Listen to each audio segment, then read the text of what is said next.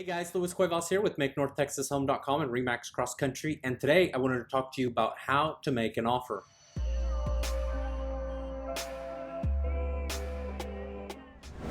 Alright, so let's talk about making an offer. This is something that many people don't really think about. They're just thinking about maybe the home, if they like it, what the list price is, etc. But when it comes down to actually making a decision to purchase it, you have to be able to come up with an offer. What kind of an offer are you going to be making the seller? Now, we all know right now we are in a low inventory situation where there is high buyer demand. So for that reason, you want to make it as good an offer as possible. But what does that entail? How do you do it? Well, for starters, the first thing that you want to do, besides working with the real estate agent, is you want to get good comps. And a real estate agent is going to be able to do that. And what I mean by comps is short for comparables. Comparable properties to the subject property, in this case, the home you're wanting to make an offer. The reason you need good comps is so that you can see and compare it to other properties to see if the asking price they're asking is in line with what the neighborhood and what that property is going for in that neighborhood. Sometimes we find that a property is underpriced. Sometimes we find that it's perfectly priced. And other times we find that they are really stretching, really pushing that price, that asking price as it is. So once you get an idea of where it's priced, then that's how you can coming up with a number. Maybe you want to go lower, maybe you want to give them the full price, or you may want to go higher. But that is the very first thing that you'll need to do. And you're not going to rely on Zillow and Zestimates and Redfin and Realtor or even the appraisal district website. You need to get good, accurate, actual information. The only one that will be able to provide that for you is your real estate agent through the MLS service. Remember that not all the information out there is public information, such as sold prices. Sold prices are not.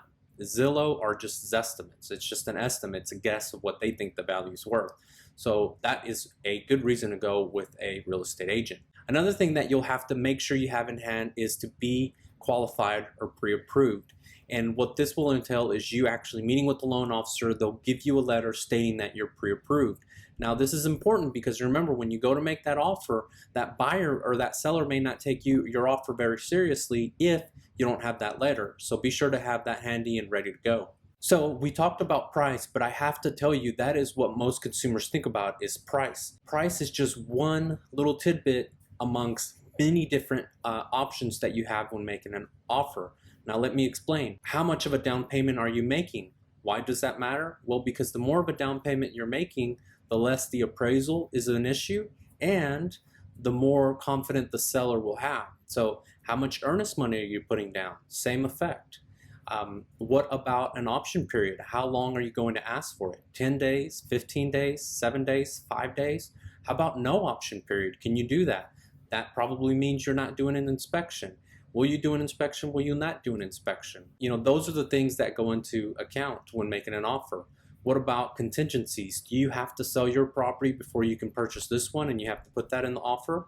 Sellers aren't a big fan of contingencies, but just know that that's something you have to take into consideration. What about financing? How many days for full credit financing? Is it subject to an appraisal?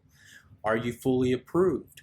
What about a home warranty? Will you be asking the seller to pay for a home warranty, or will you opt not to? Or will you pay it yourself?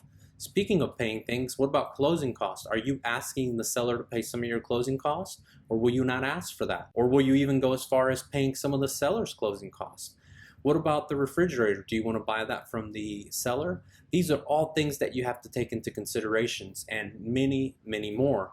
But just know that sales price is part of it, but there are so many other factors that you can take into account when putting that offer and making your offer stand out. Because remember, now more than ever, demand is high, inventory is low, and it's making it a seller's market. So you really have to be able to stand out.